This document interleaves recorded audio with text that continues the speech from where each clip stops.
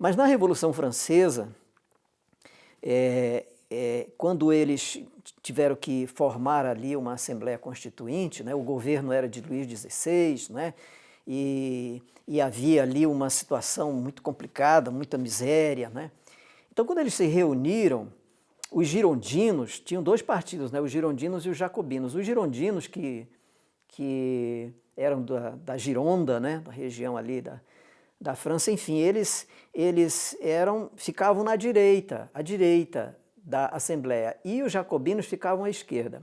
Os girondinos, eles eram mais conservadores, eles queriam mudança, mas mudanças democráticas, não queriam exatamente depor ou matar o rei, mas que houvesse um certo diálogo, né, entre os poderes, né, ou com o poder, que no caso era absoluto. Os jacobinos, eles eram revolucionários. Eles queriam, na verdade, até matar o rei, destituir, matar, e como de fato findaram fazendo, né? Mataram o rei e houve um reinado. Porque quando os girondinos estavam no poder, as coisas foram mais ou menos conciliadas. Mas quando os jacobinos, que eram da esquerda, ingressaram no poder, aí veio o chamado regime do terror, né? Por Robespierre, que, aliás, também findou sendo vítima da própria situação, né? Então, o que a gente poderia sintetizar nesse... O que defende aqueles países, né? E ainda hoje, né? O que eles defendiam, né? O que é essa ideologia, né? Porque a ideologia, simplificando, ideologia é uma visão de mundo.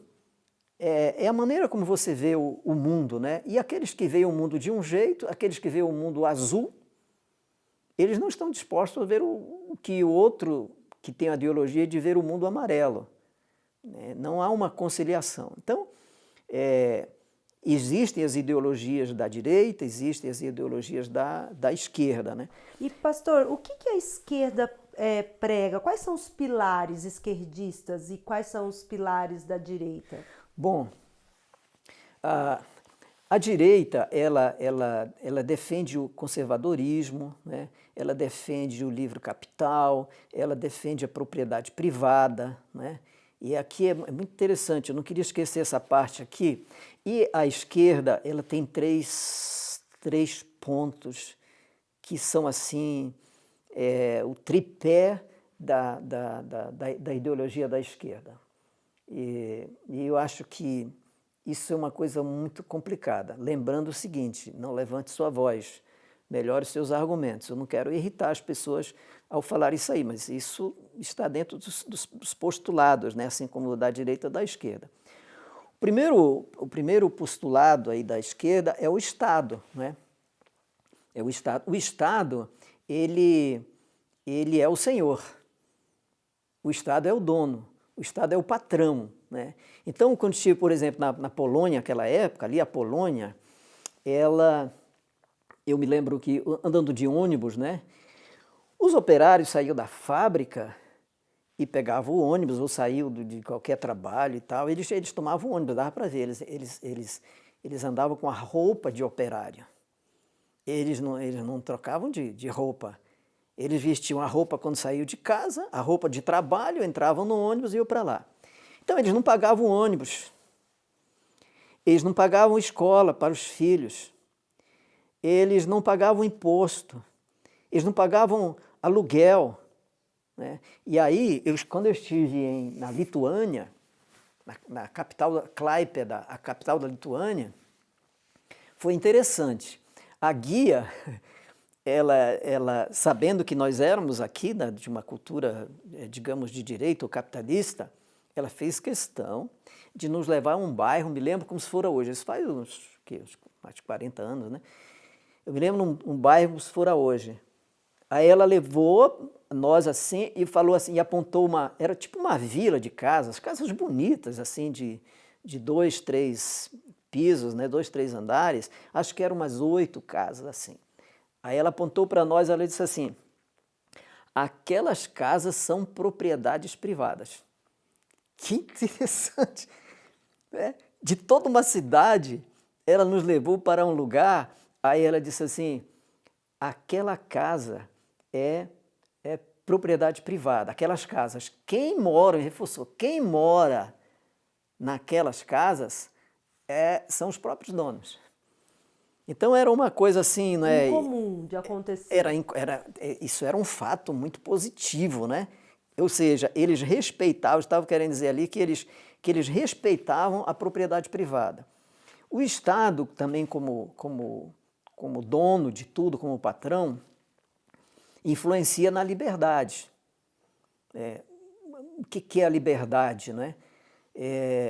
Nós, aqui no Brasil, pelo menos, a gente começa a ouvir falar de liberdades ameaçadas, mas eu conversei com o comandante da Marinha alemã, ele era holandês, mas como a Holanda praticamente não tem forças armadas, ele era comandante da Marinha alemã. E um dia, eu me lembro bem, a gente navegando lá pelo Mar do Norte e tal, entrando 2, 3 horas da manhã, aí ele contou a história. Eu perguntei, ele falando da Segunda Guerra, que ele teria sido menino na época, né, porque o Hitler simplesmente anexou a Holanda, não foi preciso nenhuma guerra, nada, eles simplesmente invadiram, entraram. Então eu perguntei para ele assim, qual foi a sua sensação de maior perda quando a Hitler ocupou a Holanda? Eu fui terminando de falar, ele já foi dizendo assim, foi a perda da liberdade. Mas o que mudou na vida deles? Então, o que ele disse foi o seguinte, ele disse assim, imagine onde você está na sua casa, onde você costuma estar, e você amanhece o dia e ter os soldados de Hitler na sua sala, abrindo a sua geladeira. Isso foi muito difícil, ele disse. Ele falou isso com lágrimas nos olhos, né? Esse é um ponto, né, da ideologia da esquerda. O segundo, o Estado, o segundo é a educação. A educação é um fetiche para a esquerda.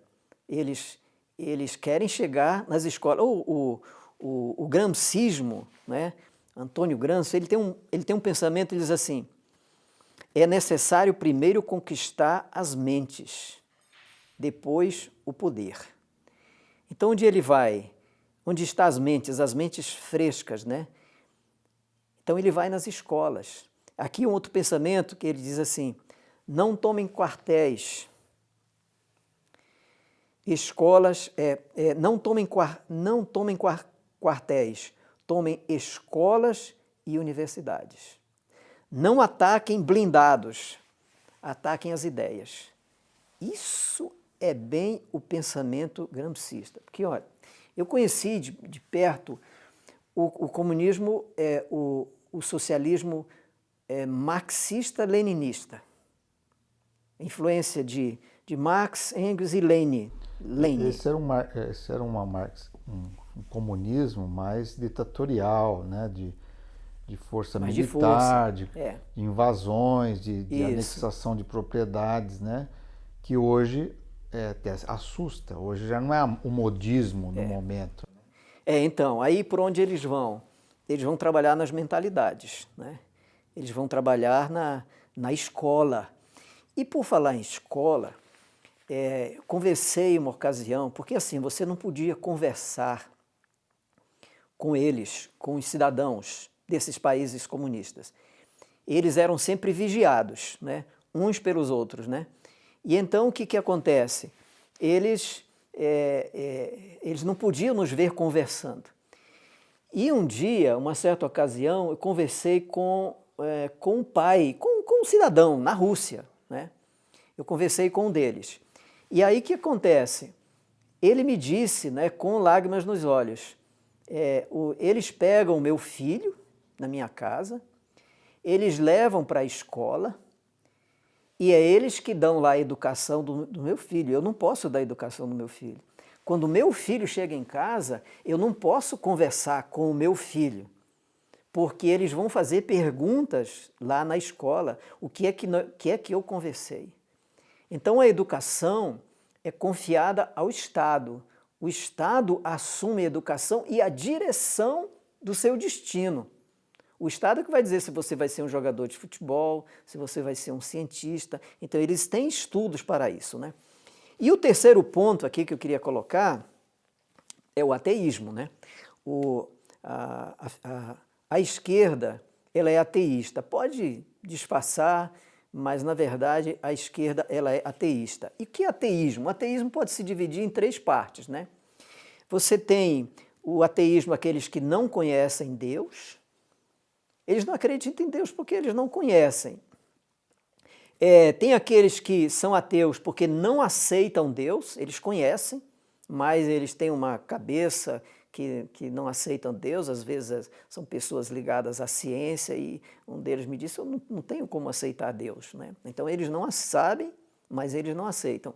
E tem um outro ateísmo que eles são inimigos de Deus, né? Inimigos de Deus, eles combatem Deus. Então, quando o cara veio e levou a minha Bíblia presa, né, que eu fiquei olhando assim, né, sabe, o cara levar a minha Bíblia, o que ela fez? Que perigo pode trazer a Bíblia para um país? Mas eles levaram preso. Lá em Moscou, à época lá, eles tinham 5 igrejas. 5 igrejas. Uma igreja era ortodoxa, porque a sede da igreja ortodoxa é lá na Rússia, né? Então eles tinham uma ou duas igrejas ortodoxas, tinha algumas igrejas, tinha uma igreja, digamos, evangélica e outras igrejas assim sem muita tradição histórica. 5 igrejas em todo Moscou. E eles exibiam isso. Não, nós temos aqui, para nós, né, aqui digamos, do Ocidente, né? Então eles exibiam aqui, né? Então, um outro pensamento de Gramsci, aqui, ele diz o seguinte, finalizando essa abordagem aqui, né? Ele diz assim, o mundo civilizado tem sido saturado com cristianismo por 2000 anos. E um regime fundado em crenças e valores judaico-cristão não pode ser derrubado até que as raízes sejam cortadas. Então, o que seria as raízes do cristianismo judaico-cristão? Ele vai lá no Evangelho, né? Por isso que eles não tinham interesse, não têm interesse, né, na Bíblia, na divulgação da Bíblia. Ainda hoje, a gente tem notícias, né, de regimes que caçam padres, freiras, pastores, né, pastores executados nesses regimes, né? E outro pensamento aqui de Gramsci que é tremendo, ele diz assim, olha só, o velho mundo agoniza, um mundo novo tarda a nascer, e nesse claro escuro irrompem os monstros. Então é justamente nessa penumbra, né, das democracias e dos regimes, né, é que vão nascer os monstros, né? Eu não quero citar os monstros modernos, né, mas a gente pode, tempos mais antigos, né, pegar um Hitler, um Mussolini e outros mais, né, desses regimes absolutistas. Então, nós conhecemos a história, né? Nós estamos hoje favorecidos porque nós conhecemos a história. E como adventista que eu sou, né, nós temos, como adventista, um ponto interessante pelo qual nós temos na igreja um departamento chamado Liberdade Religiosa. É através do qual nós procuramos fazer as conciliações para que possamos ter o maior tempo possível para testemunharmos do Evangelho. E, finalmente, nós vamos conviver, nós, adventistas, sabemos que vem uma coisa aí chamada decreto dominical. E o decreto dominical, outro dia estava conversando com alguém, a pessoa dizia, olha, mas o decreto dominical ele vem pela direita. Tá? É possível, até a análise dos fatos favorece de que ele venha... O que é o decreto dominical? É uma lei da corte americana, né? O coração da democracia, né? E a corte americana vai finalmente estabelecer um dia de guarda e vai ingressar então naquilo que é mais sagrado para nós, que é a liberdade para o dia de guarda. Isso é uma leitura profética, né? Espiritual. Uhum. Porque a gente vê a liberdade sendo quebrada em muitos governos, principalmente os governos de esquerda.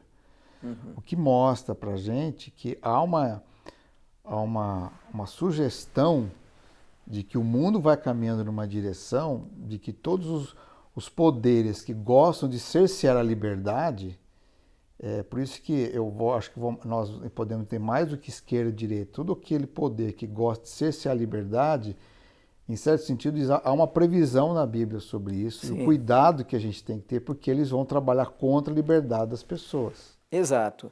Bom, não existe ninguém santo nisso tudo, né? Em nenhum lado. Porém, se nós pudermos, né, ganhar tempo para termos liberdade, para viver a nossa fé e para a nossa missão de pregar o Evangelho, é isso que nós devemos fazer. Por isso que Ellen White orienta que nós devemos, como cidadãos, nós devemos votar. E para exercer a liberdade do voto, que isso é uma maravilha, porque em muitos países não tem mais a liberdade do voto, nós devemos votar em pessoas que se aproximam ou se identificam com os nossos pensamentos de temperança, né? Contra as bebidas, contra as drogas, pensamentos mais tradicionais em favor da família. Essa é a orientação profética que nós temos, né? E terminando aqui, né, que o decreto dominical é a ferida de morte das liberdades, né? Quando isso ocorrer, as liberdades finalmente acabaram, né? Então, penso que essa é uma análise aqui que nós fizemos, né? Baseado nas observações da minha experiência, da minha vida, onde eu estive, o que eu vi, né? E eu sei que há uma diferença entre o socialismo de Marx e de Lenin, qual eu conheci bem, e hoje o socialismo gramscista, que trabalha mais com as ideias. Mas em ambos os casos, né, o que é muito sagrado para nós, a liberdade, as escolas, educar nossas crianças, né, isso é muito sagrado para nós. E outra coisa que eu não falei da escola, qual é o grande objetivo? O currículo escolar.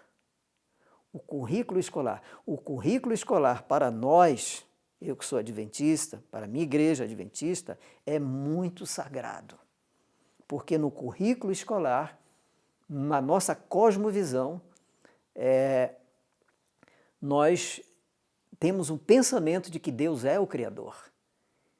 Num mundo absolutamente, ou quase que absolutamente evolucionista, defender Deus como Criador, é necessário ter essa liberdade em nosso currículo escolar. Pastor, eu tenho uma pergunta. Depois de tudo isso que nós ouvimos, tenho duas perguntas, na verdade. Essas pessoas que o senhor conheceu nesses países onde, na União Soviética, eles estavam ali vivendo ali essa perda de liberdade e tudo mais, eles eram um povo, dava para ser feliz sem essa liberdade, com tudo isso sendo incutido na educação, na família? Que boa pergunta. Eles não eram felizes. Quando a gente tinha oportunidade de conversar, esse pai que eu mencionei, que falou, eu não consigo educar o meu filho, ele chorou muito. E ele fez isso escondido. Ele chorou muito. Nós fomos jogar com um time de um navio russo, na Finlândia, né? Os brasileiros, onde chegam, os outros navios, as outras tripulações queriam jogar com a gente, né? E aí nós fomos jogar. E aí quando um deles e tal escapou e queria beber, né? Porque o time lá nosso tinha lá alguma bebida, chamaram, e ele ficou assim muito assustado.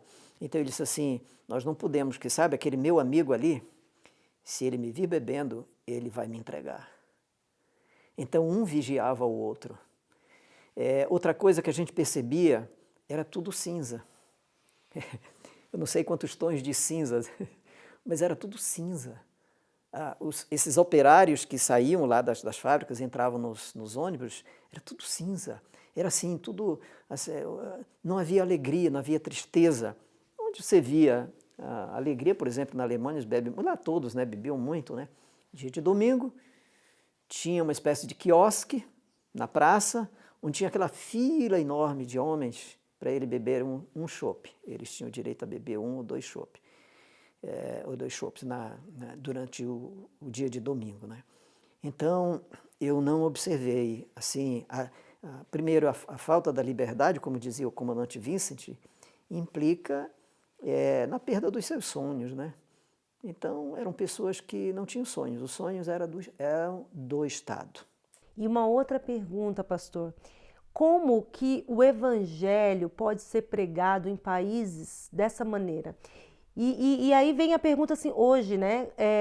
Como esse tipo de ideologia pode atrapalhar a pregação do evangelho? Pois viram que prenderam minha Bíblia, né? Ou seja, pregar o evangelho você não pode, mesmo sendo estrangeiros, mesmo nós éramos da Marinha Brasileira, estando ali, mesmo assim nós éramos vigiados em relação a este ponto, né? Não dá para pregar o evangelho. Hoje, alguns colegas nossos que estão nesses países muçulmanos ou países de esquerda, a esposa de um deles outro dia falou para mim o seguinte, lá a gente não prega com a Bíblia, a gente prega com a vida. Olha que desafio. Por isso, nós, falando agora aqui para meus irmãos, minha igrejas que queiram me ouvir, lembrando aquilo que eu falei no início, né? Não levante sua voz, melhore seu argumento. A gente não precisa discutir, sabe? Afinal, não é a esquerda contra a direita ou direita contra a esquerda que importa. Importa que vivemos num regime chamado de grande conflito, onde nós temos o bem e o mal. E nós precisamos seguir o bem, orientados pela palavra de Deus, e o bem é o amor. Nós devemos sim ser tolerantes, nós devemos amar uns aos outros e devemos evitar de dar opiniões que firam o nosso irmão. Nós devemos buscar viver o Evangelho conforme nós entendemos, conforme ainda podemos ler, conforme ainda podemos dar e receber.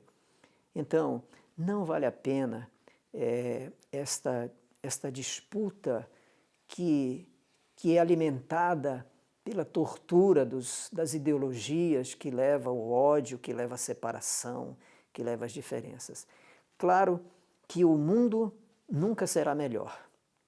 Nunca nós vamos ter, finalmente nós temos um regime político que vai ser, é o regime político ideal. Não vai ter.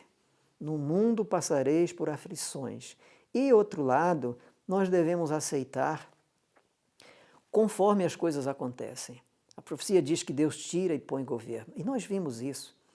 Desde o sonho de Nabucodonosor, nós vimos a interpretação. Deus prevê, Deus tira e põe governo. Então, nós devemos exercer o nosso direito e privilégio de escolher os nossos governantes, mas também devemos ter resignação para aceitar o sufrágio das urnas.